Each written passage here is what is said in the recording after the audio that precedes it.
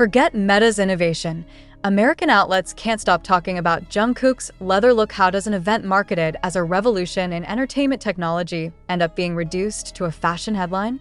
Why did American outlets, who had been briefed for weeks about Meta's ambition to carve out a space in K-pop's glittering empire, abandon their tech-focused narratives the second Jungkook appeared in leather? The answer, as uncomfortable as it may be for Silicon Valley, lies in the undeniable hierarchy of global attention. Idols first, corporations second. Meta had promised immersion, virtual integration, and an expansion of fan experience beyond physical limits. Their press releases emphasized a bold future, one where fans could enter concerts through digital avatars and interact with performers in real time. Yet when the story hit the American press, the headlines read like a completely different event. The jacket heard, round the world, Rolling Stone. Jungkook in leather outshines Meta's multi-million-dollar tech showcase, Variety. And forget VR. Fans just want Jungkook IRL, Billboard. The critique wasn't subtle. It was brutal. The American press essentially declared that no matter how advanced Meta's tools may be, they remain secondary when compared to the human magnetism of Jungkook. This was more than just fashion coverage. It was a cultural indictment.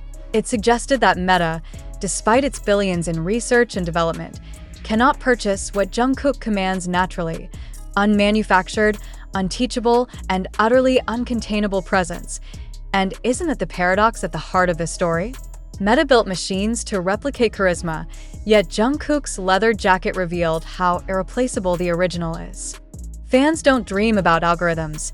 They dream about the way Jungkook carries himself under the Seoul lights. They don't fantasize about headsets. They replay the sound of camera shutters clicking in rhythm as Jungkook turns his head. For all the talk of innovation, Meta was left invisible, a corporate ghost haunting an event it thought it owned. What does it say about US media culture that even business publications, who typically worship tech breakthroughs, decided to highlight fashion over innovation? Could it be that American outlets are acknowledging something Meta refuses to admit? That in K-pop, the power has never belonged to corporations, but to the idols themselves. The bitterest twist of the evening was perhaps not felt by Meta, but by the performers who had been at the heart of the event's promise. CXM, the freshly unveiled 17 subunit, had walked onto that stage with a kind of anticipation most rookies could only dream of. Choi Sung-chul, known to fans as Est stood tall despite the weight of expectation, his voice laced with the sharp confidence of someone ready to carve a new path. Mingyu, his partner in this daring hip-hop venture, ignited the atmosphere with effortless charisma, their chemistry radiating across the venue as hype vibes pulsed through the speakers. For 17 fans, this should have been the story. The night when two leaders of a third-generation powerhouse proved that even amid military hiatus, their artistry could not be silenced. Yet as their beats reverberated through the hall, the flashing lights were not for them. Cameras lingered, but not on their synchronized movements or the bold lyrics they unleashed. Instead, the lens of attention remained fixed on the figure sitting quietly in the crowd, dressed in black leather, saying nothing, doing nothing, yet dominating everything. What must it have felt like for Sungchul and Mingyu, who had poured months of preparation into their debut, to realize that the headlines already belonged to someone else?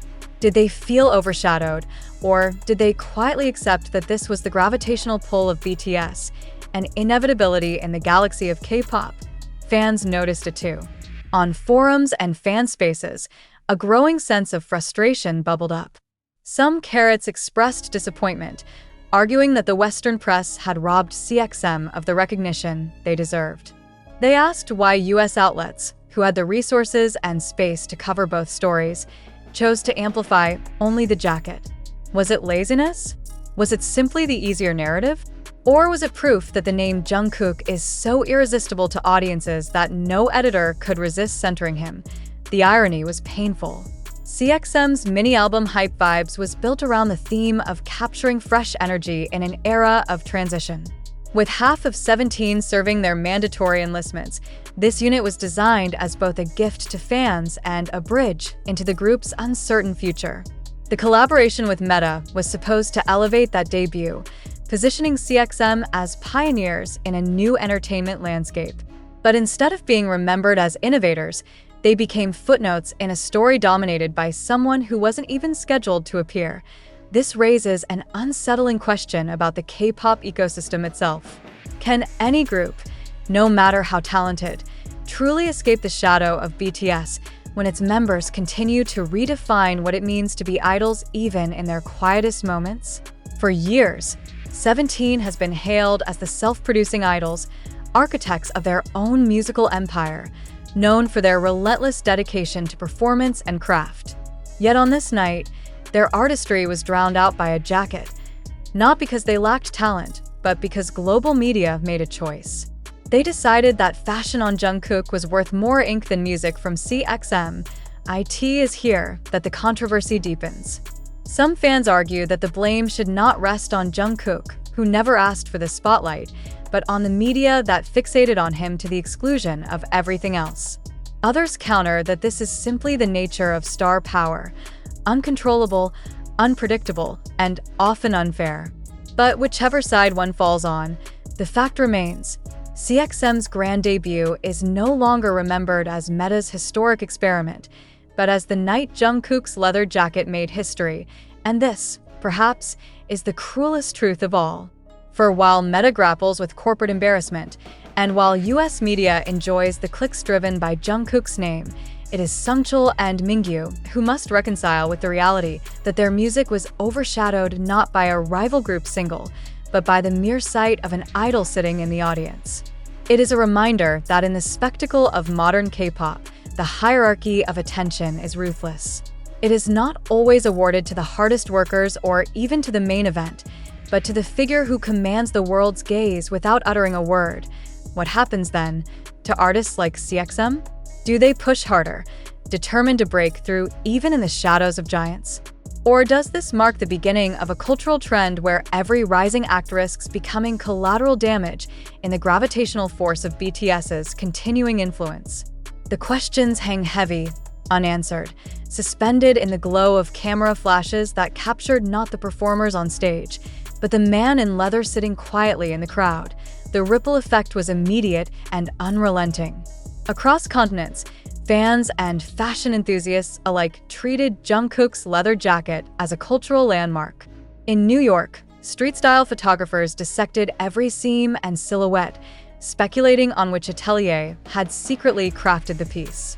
Parisian magazines compared it to haute couture from the SS-26 runways, drawing parallels between the oversized khaki suit Jungkook had worn at Calvin Klein weeks earlier and the raw, rebellious edge of this black leather moment. Even Los Angeles entertainment blogs, which rarely ventured into the intricacies of Korean streetwear, published editorials titled, "Why Jungkook's Jacket is the Most Important Thing in Fashion Right Now."